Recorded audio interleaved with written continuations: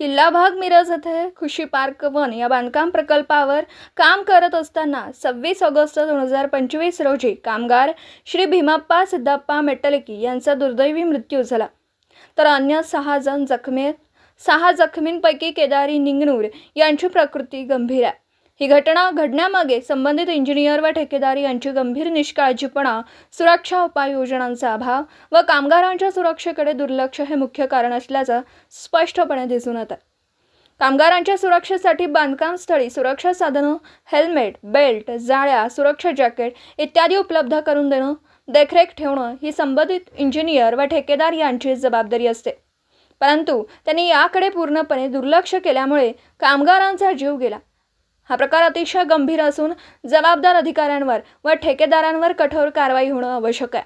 सदर बांधकामास परवानगी घेतली होती का याचीही चौकशी करण्यात यावी आणि यांच्यावर सदोष मनुष्यवधाचा गुन्हा दाखल करावा।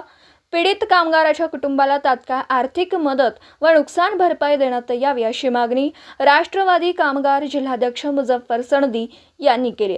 यावेळी सांगली जिल्हा उपाध्यक्ष माननीय विनोद मोरे, जिल्हा सचिव नितीन माने आणि सदस्य जाकीर लंगरदार आदी उपस्थित होते। दिवसभरातील घडामोडींचा आढावा घेण्यासाठी पाहत रहा N24 मराठी न्यूज चॅनल।